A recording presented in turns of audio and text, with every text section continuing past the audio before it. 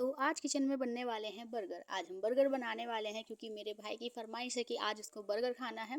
तो मेरे पास पहले से ही कीमे की कुछ स्टफिंग रखी हुई थी जिसको मैंने बिल्कुल कोफ्ते की स्टफिंग की तरह तैयार किया था बनाकर। जैसे मैंने इसमें कुटी हुई हरी मिर्च टमाटर को ऐड किया था और उसके अलावा हमारे कुछ पाउडर स्पाइसेस जैसे लाल मिर्ची पाउडर और नमक, गरम मसाला, भुना हुआ जीरा, ये सारी चीज़ें मैंने इसमें ऐड की थी।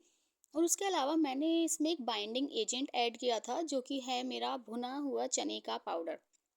जो हमारे मार्केट में नॉर्मल भुने हुए चने मिलते हैं, तो वही मैंने लिए थे और उसके पाउडर मैंने बना लिया था ताकि मेरे जो कोफ्ते हैं उनमें एक बाइंडिंग आ जाए, वो अच्छे से बाइंड हो जाएँ। क्योंकि ये बिल्कुल मैंने कोफ्ते की ही स्टफिंग तैयार करके रखी हुई थी, तो मैं यहाँ पे वही यूज़ कर रही हूँ।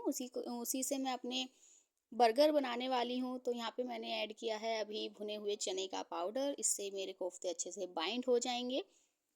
और इसी स्टफिंग की मैं आगे टिक्कियाँ बना के तैयार करूँगी, जिससे मैं आज अपना एक नॉन-वेज बर्गर तैयार करने वाली हूँ। तो इसके अब मैं अच्छे से गूँथ-गूँथ कर, जैसे हम आटे को गूँथते हैं अपने हाथ से, उसी तरह से मैं इसको तैयार कर लूँगी। ये देखिए मेरी वो स्टफिंग जो बच गई थी, लेफ्ट ओवर मेरी स्टफिंग रखी हुई है और इसी की अब मैं टिक्कियाँ बनाऊँगी। तो हमें बर्गर बनाने के लिए चाहिए गोल-गोल लच्छेदार प्याज़ जो हमें चाहिए होती हैं, और गोल-गोल कटा हुआ टमाटर। उसके अलावा मैंने बन ले लिए हैं, बर्गर बन जो आते हैं मैंने बिल्कुल वही लिए हैं, तिल वाले बन हैं ये। और ब्रेड क्रम्स, जो मैंने मेरे घर पर ही ब्रेड रखा हुआ था, उसी का ब्रेड क्रम्ब बनाकर तैयार किया था। और एग मिक्सचर जो जिसमें मैंने एक एग लिया है, एक अंडा लिया है और उसमें सिर्फ सॉल्ट ऐड किया है। उसके अलावा मैंने कुछ ऐड नहीं किया और उसी को मिक्स कर लिया है। अब मैं यहाँ पे अपनी हथेलियों से उससे टिक्की बना के तैयार करूँगी। अच्छे से उसको दबा दबा कर कीमे को टिक्कियाँ बनानी है ताकि वो फटे ना, तेल में जाकर वो टूटे ना। इसलिए अच्छे से बनाएँगे और इसको थोड़ा पतला ही बनाएँगे टिक्कियों को, क्योंकि ये हमारी तेल में जाकर कुछ सिकुड़ जाती हैं, थोड़ी मोटी हो जाती हैं। तो इसीलिए हम इनको जितना पतला हम रख सकते हैं, हम इनको पतला रखने की कोशिश करेंगे। और इसी तरह से हम अपनी सारी टिक्कियाँ बनाकर तैयार कर लेंगे।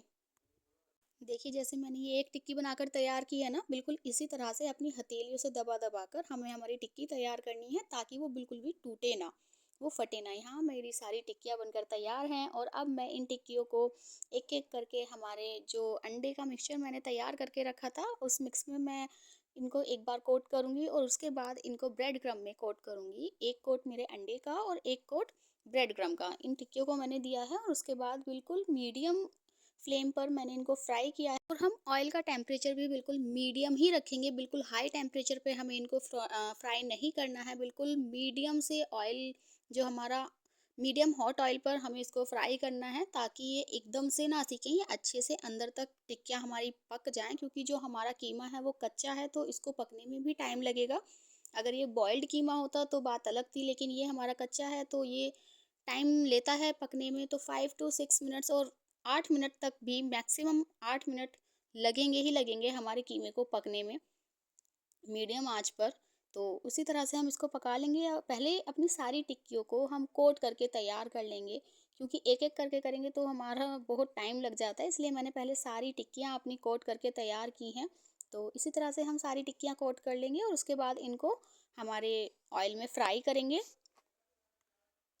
और ये देखिए हमारी सारी टिक्कियाँ बनकर तैयार हैं और मेरा भूखा भाई भी बैठकर वेट कर रहा है कि मुझे कब बर्गर खाने को मिले। तो वो बिल्कुल यहाँ मेरे सर पर ही खड़ा था कि मुझे जल्दी से बर्गर चाहिए। अब यहाँ पर मेरा ऑयल अच्छे से गर्म हो चुका था और उसमें मैंने अपनी टिक्कियों को छोड़ दिया है और इनको मैं अच्छे से इसमें सेकूंगी। मैंने यहाँ पे टिक्कियों को शैलो फ्राई किया है, डीप फ्राई नहीं किया है। हम इन टिक्कियों को एक तरफ से अच्छे से सिकने देंगे, बिल्कुल गोल्डन कलर हमें इनका करना है।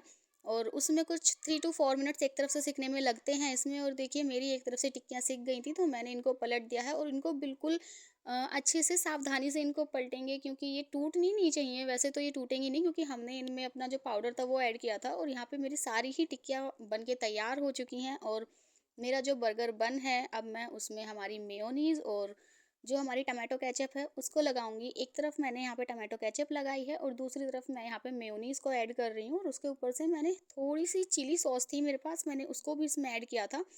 अभी मेरे पास यहाँ पर ग्रीन जो चिली सॉस होती है, जो हरी मिर्ची की चटनी होती है, वो मेरे पास अभी यहाँ पे अवेलेबल नहीं थी। और मैंने बनाने का आलस भी किया था, लेकिन अगर आप उसको भी ऐड करेंगे तो काफ़ी अच्छा होगा, क्योंकि उससे काफ़ी अच्छा टेस्ट बढ़ जाता है और ज़्यादा। ये देखिए मेरी कितनी ज़्यादा सॉस, चिली सॉस निकल गई थी यहाँ पे बॉटल से, लेकिन उसको किसी तरह से मैं एडजस्ट करने की कोशिश कर रही हूँ। और जब ये नहीं होगी तो मैंने ये सॉस दूसरे बर्गर पे भी लगाई थी। तो यहाँ पे मेरी सॉसेस लग के तैयार हैं और उस पर अब मैं मेरी जो मैंने प्याज़ काट के रखी हुई थी, सारी अनियंस को मैं इस पर असेंबल कर लूँगी। हमारा अनियन, टमाटो, ये सारी चीज़ें मैं असेंबल कर लूँगी। अगर आपके पास खीरा हो तो खीरा भी इसमें काफ़ी अच्छा लगता है। आप खीरा भी ऐड कर सकते हैं। अभी मेरे यहाँ पर वो अवेलेबल नहीं था तो मैंने खीरा नहीं ऐड किया, और यहाँ पर मैं इसमें 2-2 टिक्कियाँ रख रही हूँ बर्गर में। ये बिल्कुल आपकी चॉइस है, आप 1 टिक्की भी रख सकते हैं और 2 भी रख सकते हैं। मैंने यहाँ पे 2 टिक्कियाँ दी हैं 1 बर्गर के अंदर, और इस तरह से मैंने यहाँ पे अपने बर्गर को बनाकर तैयार किया है। आप चाहें तो बन को सेक भी सकते हैं, लेकिन हमें तो ये ऐसे ही पसंद है, और ये मेरा बर्गर बनकर तैयार है और काफ़ी टेस्टी बर्गर बना है। आप लोग भी प्लीज़ ट्राई करें, और अगर मेरी वीडियो आपको पसंद आई हो तो please like, share and subscribe my channel. Thank you for watching.